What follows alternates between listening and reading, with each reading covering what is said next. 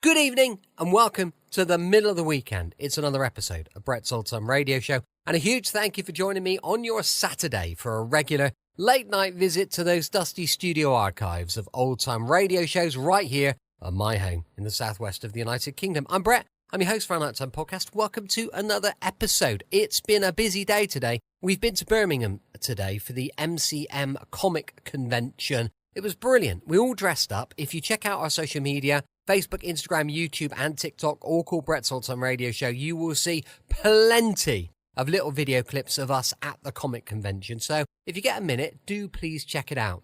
Do remember we've got our sister podcast. It's called Sunday Night Mystery. It's exploring unsolved mysteries and murders. But even more importantly, we've got a book to accompany the podcast. It's available on Amazon. It's called Sunday Night Mystery and it is the perfect stocking filler. So do please go check it out.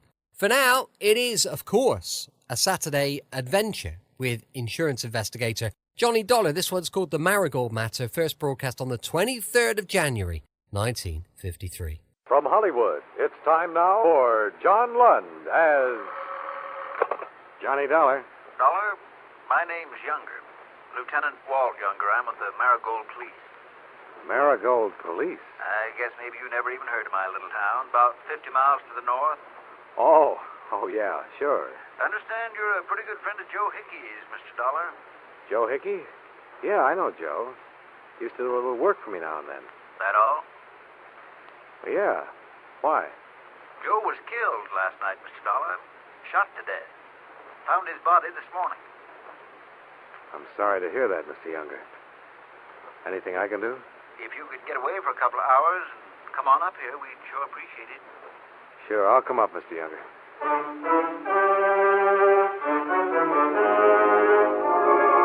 John Lund in a transcribed adventure of the man with the action-packed expense account. America's fabulous freelance insurance investigator. Yours truly, Johnny Dollar.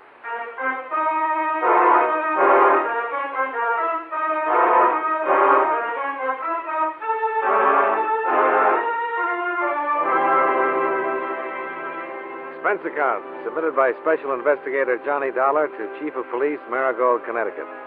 The following is an accounting of expenditures during my investigation of the Marigold matter. Expense account item 1, $2, bus fare and incidentals, Hartford to Marigold, which turned out to be a little village settled in a sloping valley that was white and clean with fresh snow. A local citizen in galoshes and sheepskin jacket told me that the building that looked like a bookshop was the police station. And sure enough, it was. And two men who looked like anything but policemen greeted me. Hello, Mr. Dollar. I'm Walt Younger. I talked to you on the phone. And I'd kick here. Sergeant Cherry. Mr. Dollar? Sergeant Cherry. Have a chair. Thanks. Nice of you to meet Mr. Dollar. It's about Joe Hickey. Well, sir, he's been murdered. We don't know why or who did it. How well did you know him, Mr. Dollar? Oh, he did some legwork for me when he lived in Hartford. I see. Here. This was on him. It's for you. What? We found it on his body. Go ahead, open it.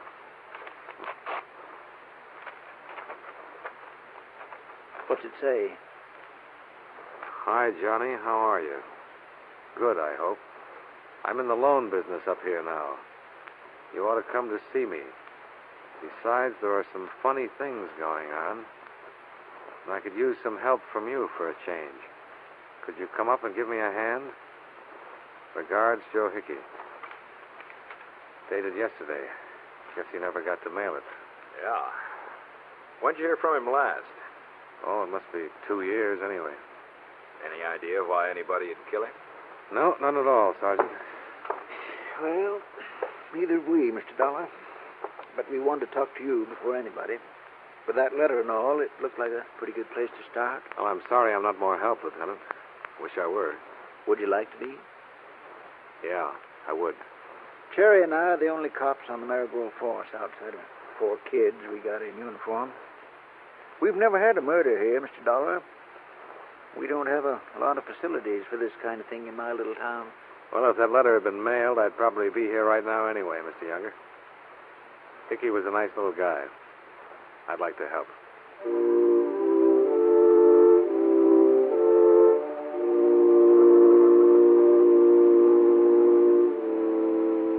Sergeant Cherry stayed at the station while Lieutenant Younger and I drove out in the cold, crisp day to the scene of the murder. A bend in the road about a mile out of town.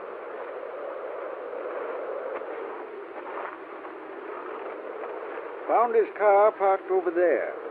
Passerby saw it and reported it. Uh-huh. I figure he drove out with whoever killed him. Could he have met the killer here? Well, no prints in that snow over there. Of course, snow's awful dry and the wind blowing. Tracks could be covered, too. Wind enough to cover a gunshot, you think? I think so, yeah. What did you find on him? Everything. It wasn't robbery, it was something else. Maybe revenge. How's that? Well, I don't know, Mr. Dollar. Joe Hickey was in the loan business. He might have made some enemies. Can you think of any offhand? No, not yet. Can you? No. Any old ones over in Hartford? Not that I know of. Bullets came in at close range. He must have trusted whoever did it. Where's the body? The morgue, waiting for an autopsy. Now, if I was a big city force, I'd have all that done already. And I'd have a lot of questions to ask a lot of people. But I don't have anything yet. Kind of like to peek around first and see just what kind of questions I'll want to ask when I do ask him. Well, maybe that's the best way, Lieutenant. Who saw him last? His wife. I talked to her. Ever met her? Once or twice, yeah. How'd you like to meet her again?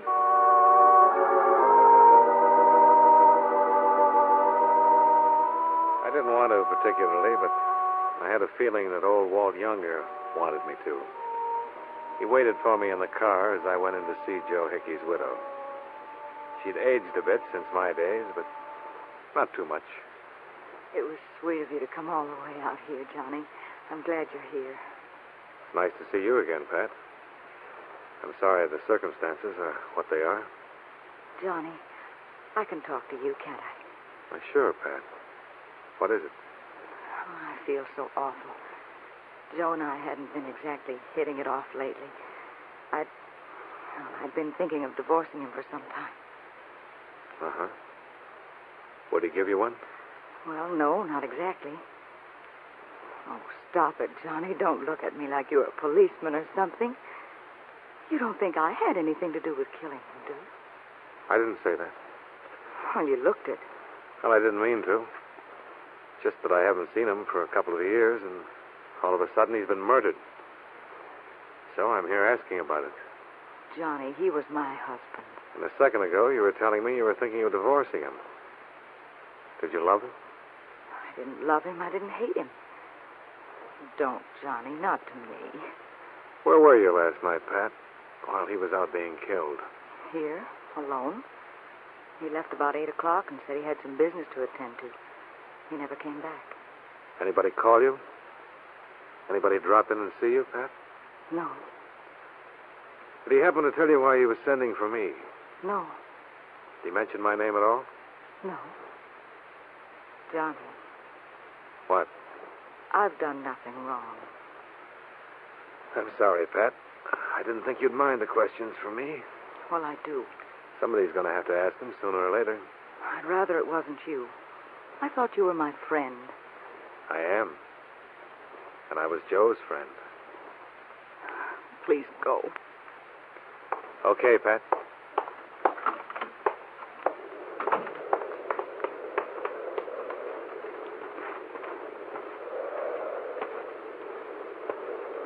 Well, that didn't take long.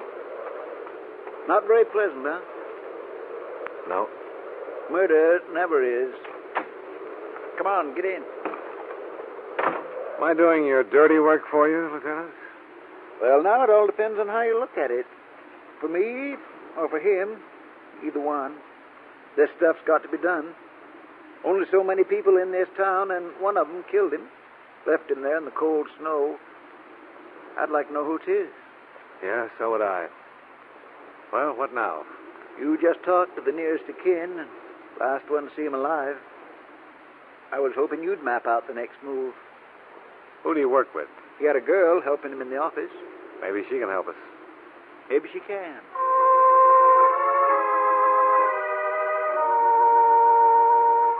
Her name was Vivian Asher.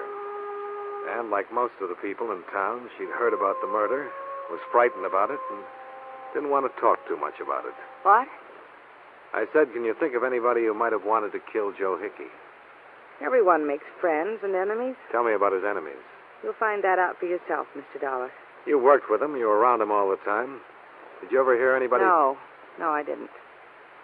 Did you know that he was worried about some situation here and that he'd written to me? No? Did you like him yourself? Yes. Anything else? Don't be ridiculous. How long had you worked for him? 2 years. Did he treat you well? Fine. We got along fine. And incidentally, I didn't kill him. I was at the Shamrock Grill last night, from about 8 until 1. People saw me there. Oh. You're pretty efficient, after all. I try to be. I wish you'd loosen up on those people in town he didn't get along with. It'd help a lot. All right. What? I'll go through his files. Anyone there I can recall him arguing with or not getting along with, I'll make a note. Fair enough? Fair enough. I can't guarantee it'll be a complete list. I'd appreciate anything. Well, give me an hour.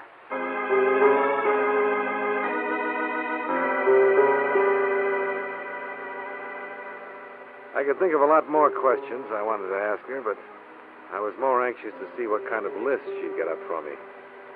And it was pretty impressive. About 35 names and addresses. Lieutenant Younger took one half, and I took the other. After 2 hours of plodding through the snowy streets of Marigold and interviewing a dozen people, I was convinced that all 35 hated Joe Hickey because he'd been pressing them for loan payments. An occupational hazard, I guess. But I was also convinced that none of them hated him enough to kill him. However, when I chanced into the Shamrock Bar and Grill, I met a man who was not on my list. Teal. Jim Teal's the name. Sure, I knew Joe Hickey. What about him? Trying to find out who killed him. Oh, yeah? You don't seem much interested, Mr. Teal. Why should I be? He was a bum when he was alive. Being dead doesn't make him any better. Yeah, you've got a point there. But why was he a bum when he was alive? Lousy shark. That's what he was, a thief. Did he steal from you? He tried to. Yeah? When was this? Why, just last week. He came to me with a paper and said that I owed him $235 on my car. He said I had to pay it or he'd take my car away from me. I told him he was crazy. Well, if you owed him the money, he wasn't stealing. You don't get it, fella. I didn't owe him any money, not a dime. What? I paid off that loan months ago. You were just trying to pull something, that's all. Other people tell you the same thing. I've talked to quite a few others. None of them have told me anything like this. Then you haven't talked to enough people. What did you do when he tried to repossess your car? I told him to get away or I'd take care of him. And what happened? I hit him. As I remember Joe, he was about 140, dripping wet. What are you, 180? 87, mister. And it was all my pleasure. Yeah. Especially when he came back a couple of hours later and told me it was all a mistake. Imagine that squirt.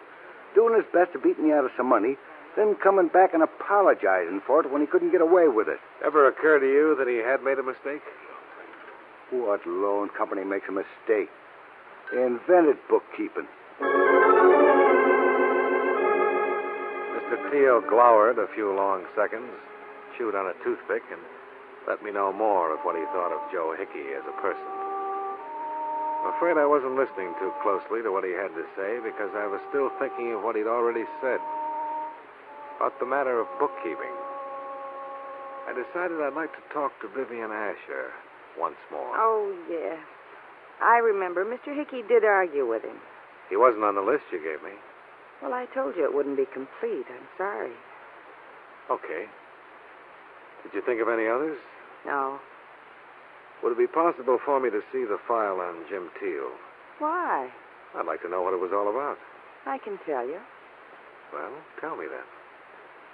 I made a mistake, and Mr. Hickey thought it was a collection. That's all. When he came back to the office, I told him about it. Doesn't it seem reasonable that such a thing could happen? Yeah. Or doesn't that policeman's mind of yours think that people can be human beings? I'm no policeman, Vivian. You're acting like one. Funny. Second person who's told me that since I've been here. I'll have to see those files. Do you have a search warrant? I suppose I can get one. Well, why don't you do that, Mr. Dollar? Yeah. Why don't I?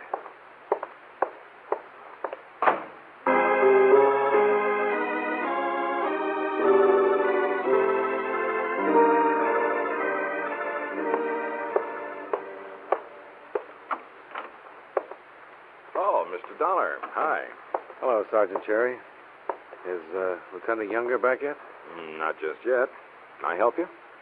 Yeah. Can you get me a search warrant for Hickey's Loan Company? You run across something, Mr. Dollar? Maybe. Well, I'll have to call Frank Pretorius. He's the county attorney. Might take till tomorrow morning. Oh. We're not incorporated here, you know. Not very fast. Yeah. Well, never mind. Look, I picked up this ashtray in Vivian Asher's office.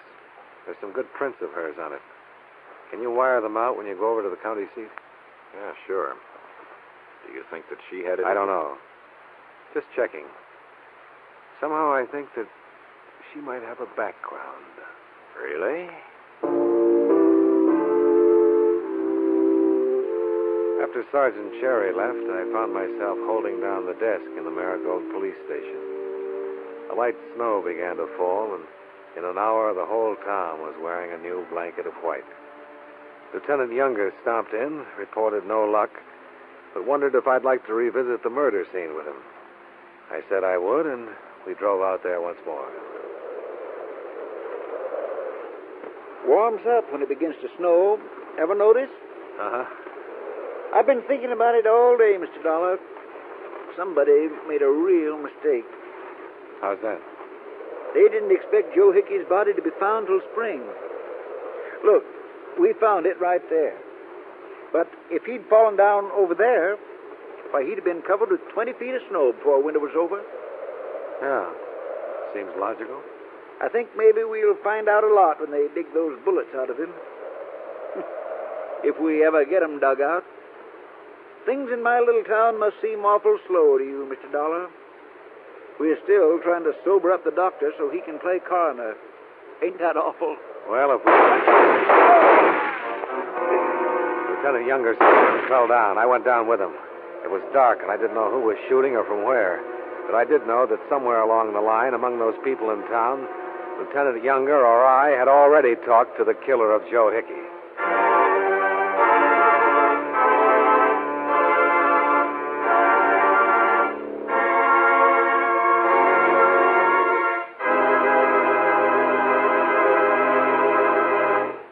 We'll return to yours truly, Johnny Dollar, in just a moment.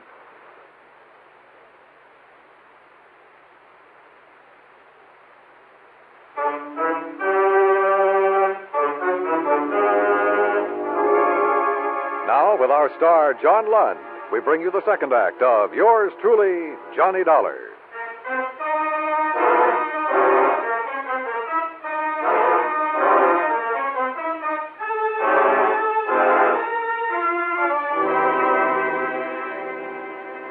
Whoever fired at us did it from the road that ran above the small ledge we were standing on.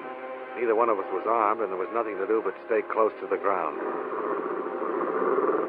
When I heard a car sliding away down the road, I figured it was safe to get up. Lieutenant Younger was crumpled in the snow, his blood staining it. But he was still alive. I got one in the leg and one in the shoulder. Yeah. I better get a tourniquet on that leg. Take my belt. Oh, yeah, my tie will do. This isn't a very safe part of the country to be in, is it? No, not very. There. How's that? Fine as a fiddle.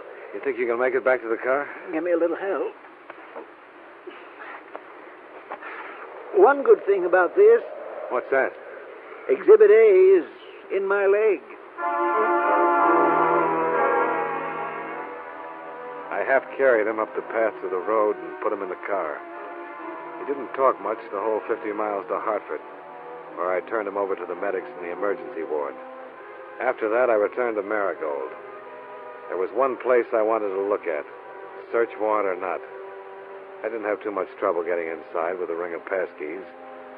However, I didn't find much in the files that seemed important. When I jimmied open a locked drawer in Vivian Asher's desk, I came upon a good reason why she refused to let me look around. I dropped by her house to see her. What do you want at this hour? I know it's a hardship, Vivian, but it's a hard case. May I come in?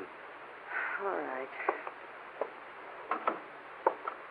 I've been floundering around here for almost 2 days, not knowing what I was doing or where I was going. Well, I can see. Somebody tried to kill Lieutenant Younger tonight. They nearly made the grade, and they came awful close to killing me. He's out of the picture for the moment. I'm going to do things my way. As a matter of fact, I already have. Let's start with Teal.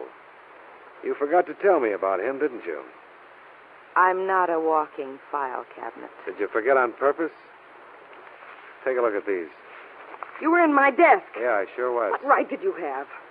Why are you after me this way? I'm after some truth. This is about $8,000 worth of delinquent loans, all recommended by you. What do they have to do with Hickey's death? Nothing. Absolutely nothing that I know of. Then why did you hide him? Because I don't know who killed Mr. Hickey. I don't know what delinquent loans have to do with it. All I know is I got scared and hid all the loans that I recommended. Go on. Mr. Hickey started letting me write loans last year, and I guess I made some mistakes. Yeah, I guess you did. What do you want me to say? No matter what it is, you'll make something terrible out of it. Will I? You're all alike. You want to chase people and frighten them and make them lie just to get away from you. You're standing here with a handful of papers that make me look stupid. My boss has been murdered, and the police can make anything out of those papers.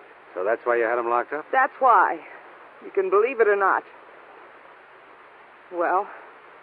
I'll let you know what I believe later on. Why don't you get out of here? Why don't you get out of here and leave me alone?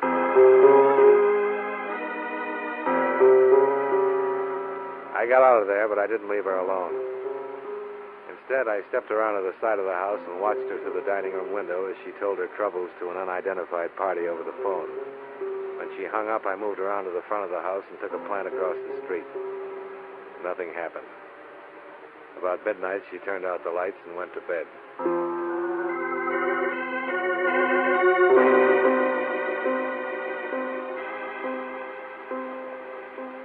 The next morning, I began to interview names at random from the loan applications I'd taken from her desk. After 4 interviews, I quit, because all 4 parties involved vehemently denied being delinquent and furnished receipts to prove it. I spent an hour walking, talking to myself. Then I went back to the station with even fewer ideas as to how and why Joe Hickey had been killed. Gosh, where you been, Mr. Dollar? Oh, out getting some things done. What's that?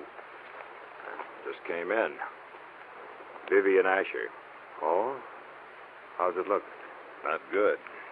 She's from Kansas City. Let's see here. 1940 and 41, 6 arrests. Conviction in 42 for car theft. 2 years. Another conviction in 45 for shoplifting. 6 months. And then this. She's still wanted. What for? Grand larceny. Denver police. It's pretty hard to believe, huh? She's lived here at least 2 years. Well-liked. Straight as an arrow. Well, not exactly straight. You find something? Yeah. She's been writing loans delinquent and pocketing the payments for a long time now. Do you suppose Hickey caught her and she shot him? Yeah, probably that's it. Well, guess there's nothing else to do but pick her up. Guess not. You mind holding it down here? I'd like to go with you, Cherry. Okay, Mr. Dollar.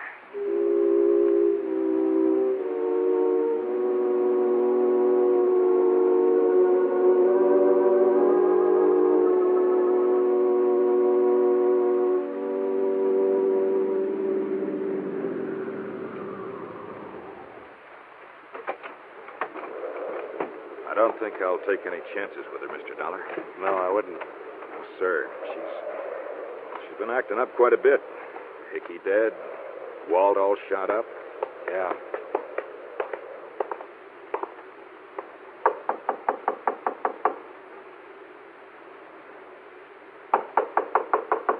Maybe she's out. No, she's home. How do you know? Car's in the garage. There. Oh. Jerry! Put down that gun, you crazy fool. Let go of me, Dollar. He was going to kill me right here. Yeah. All right. Let's have it. And what? I just saved your life, and I want to know about him and about you. Come on.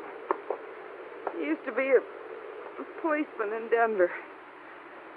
He recognized me here and said he'd send me back. I didn't write down all the collections on those loans. I gave the money to him. How about Joe? Come on, I want it now. Cherry killed Mr. Hickey. Mr. Hickey found out what I was doing and where the money was going. I only wanted to live here and be left alone. Get your coat. What? I'm taking you in.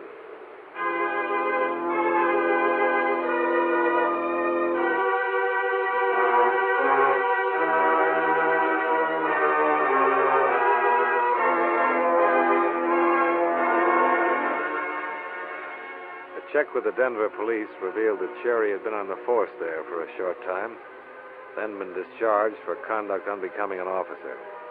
A ballistic expert in Hartford matched slugs from Hickey's body and Walt Younger's leg. Both sets came from Cherry's .38 service revolver.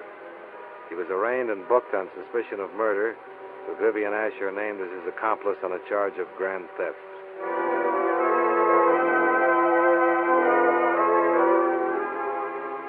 Expense account item 2, same as item 1. Fare back to Hartford. Total, $4, even. Yours truly, Johnny Dollar.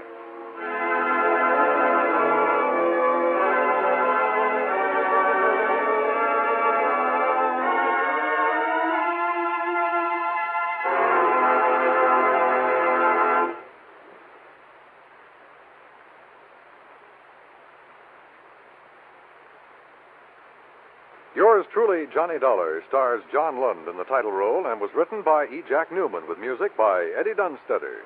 John Lund can currently be seen in the Universal International picture Just Across the Street. Featured in tonight's cast were Parley Bear, Howard Culver, Vivi Janis, Virginia Gregg, and Jim Nusser. Yours truly, Johnny Dollar, is transcribed in Hollywood by Jaime Del Valle.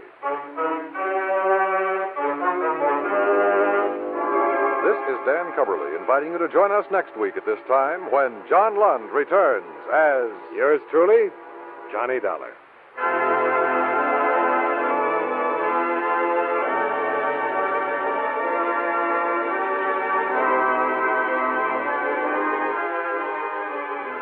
If you like your thrills to be real, your adventures to be true to life, Gangbusters is the show for you. Every Saturday night, most of these same CBS radio stations bring you this enthralling drama that names names, places, and dates in the nation's battle against crime. Oftentimes, the police official originally involved in the case narrates the story. Full of action, bravery, and realistic excitement, Gangbusters brings you new thrills straight out of life every Saturday night on CBS Radio.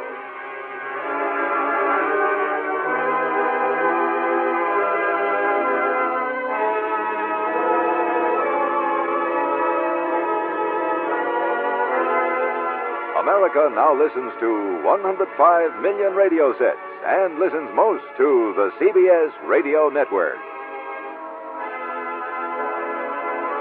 Welcome back. Hope you enjoyed our latest adventure with insurance investigator Johnny Dollar. And don't forget, we'll be back tomorrow for The Man Called X, going live at 5 p.m. UK time. As I mentioned earlier, we've got a sister podcast. It's called Sunday Night Mystery. It's brilliant. And there's a book which is just what somebody will want in their Christmas stocking. It's available on Amazon, and it's called Sunday Night Mystery, and it's got my picture on the back. So, well, what more could you possibly ask for? Thanks for listening. I'll be with you 7 days a week, each and every week, and I'll see you tomorrow on Brett's Old Time Radio Show. Love you. Bye.